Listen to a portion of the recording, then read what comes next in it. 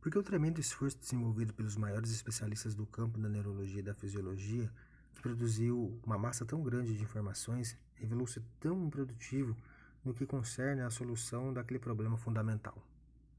O malogro pode certamente ser atribuído a uma aproximação equivocada do problema teórico subjacente e à má orientação da pesquisa básica. É a consciência realmente um estado primário, sem qualidade, dado diretamente a cada um de nós? É ele um estado simples e invisível, destituído de toda a história ao longo da qual poderia ser gradualmente formada?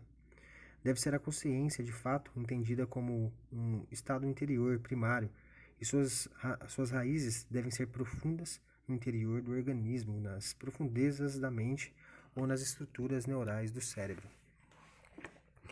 Tudo o que sabemos a partir do desenvolvimento da moderna ciência materialista e das proposições básicas da moderna filosofia materialista leva-nos a expressar grandes dúvidas a respeito e adotar um ponto de vista diretamente oposto.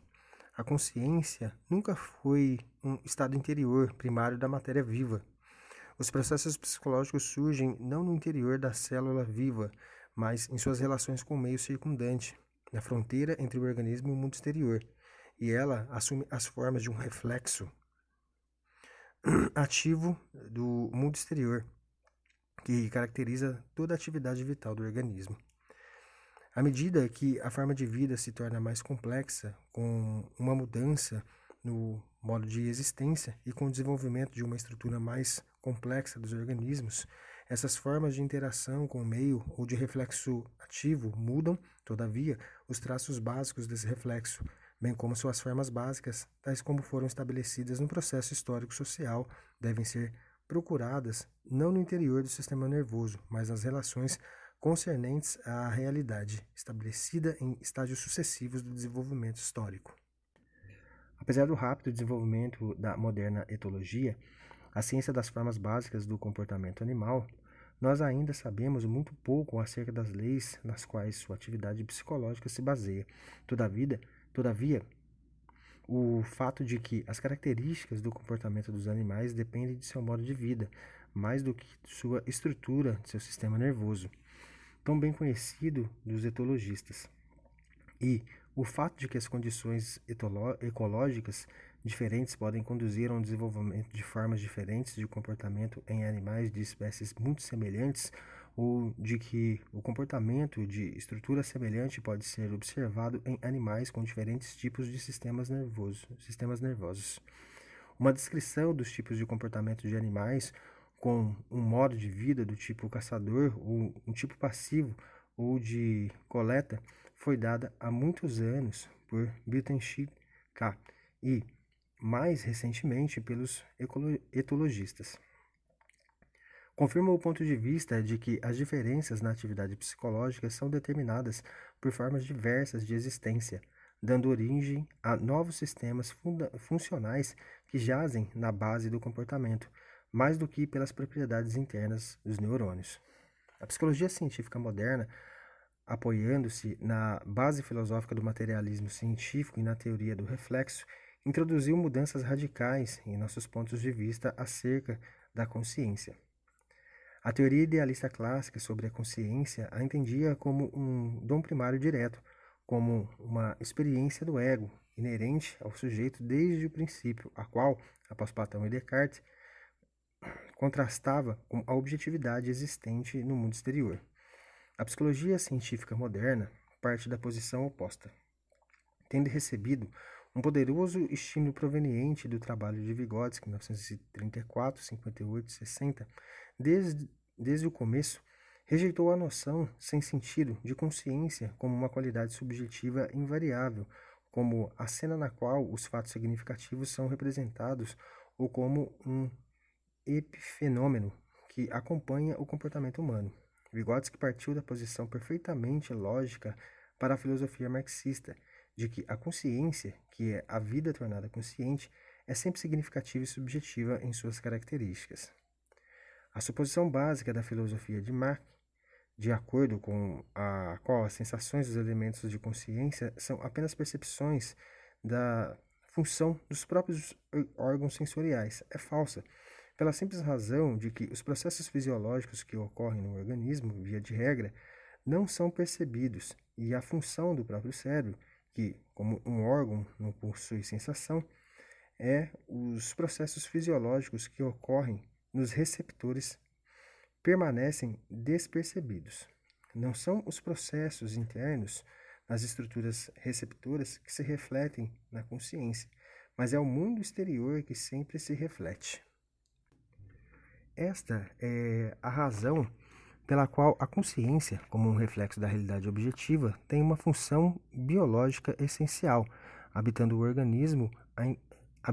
organismo a encontrar seus propósitos, a analisar a informação que chega a ele e a armazenar seus traços.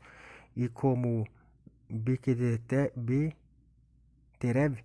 apontou como originalidade, isso leva à taxação correta das impressões e à escolha de movimentos orientada pelo objetivo em conformidade com essa taxação. Por essa razão, a consciência é habilidade em avaliar as informações sensoriais, em responder a elas com pensamento e ações críticas e em reter traços de memória de forma que traços ou ações passadas possam ser usadas no futuro. A hipótese de Vygotsky, segundo a qual a consciência é um sistema estrutural com função semântica, e a ideia de desenvolvimento gradual e contínuo desse sistema intimamente relacionado com ele, são contribuições importantes da ciência psicológica soviética para a teoria da consciência. Mesmo que a consciência humana seja, em primeiro lugar, um reflexo do mundo exterior e, em último recurso, consciência de nós mesmos e de nossas próprias ações, embora isto só tenha surgido em um estágio relativamente tardio, não se deve esquecer que, em diferentes estágios de desenvolvimento, ela difere em suas estruturas semânticas e que diferentes sistemas de processos psicológicos estão envolvidos em uma operação. Depois do trabalho de Piaget, Vygotsky, 1958-60, e Vallon, 1925 e 42, não há mais dúvidas acerca das diferenças radicais entre a consciência da criança pequena e do adulto ou entre os mecanismos psicológicos responsáveis por essa diferença. A criança, no estágio sensório-motor de seu desenvolvimento, ainda não faz distinção entre si e o mundo exterior, e o reflexo dos estímulos diretos recebidos por ela não vai além das impressões elementares ou de respostas motoras difusas. Na criança, pouco antes do período pré-escolar, essas formas primitivas de consciência são substituídas por formas mais complexas de análise das informações, formadas com o desenvolvimento das ações manipuladoras e a percepção de objetos que surgem em sua base, com os traços de seletividade e constância característica desta percepção.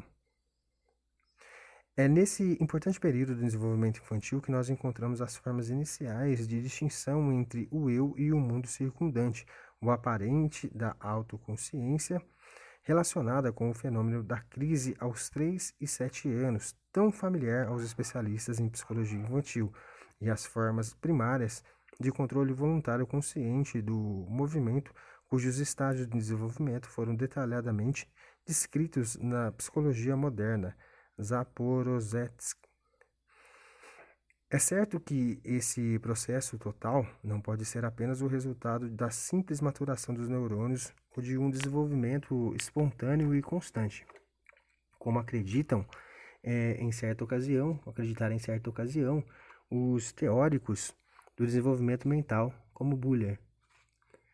Desde o estágio mais primitivo, o desenvolvimento mental da criança ocorre não apenas sob a influência da realidade objetiva, ela mesma resultante da história social, mas também sob a influência constante da comunicação entre a criança e o adulto. Essa comunicação, que exige uma participação íntima da linguagem, leva à formação da fala na criança, e isto provoca uma reorganização radical da estrutura total do seu processo psicológico. Tendo aprendido a fala dos adultos e, em seguida, tendo aprendido a formação da própria linguagem, com o auxílio desta criança começa a recodificar informações que chegam, quando ela nomeia os objetos e os classifica com base no sistema verbal, que Pavlov, 1949, volume 3, deliberadamente distinguiu como o segundo sistema de sinais da realidade. Ela começa novamente a analisar e classificar as impressões obtidas a partir do mundo exterior e a examinar as informações recebidas. Aparece a percepção por intermédio da fala, Vygotsky, 1960, e Popko, 1948. Forma-se uma nova estrutura da memória que se torna lógica e intencional, Leontiev, 1959. Surgem novas formas de atenção voluntária, Vygotsky, 1956.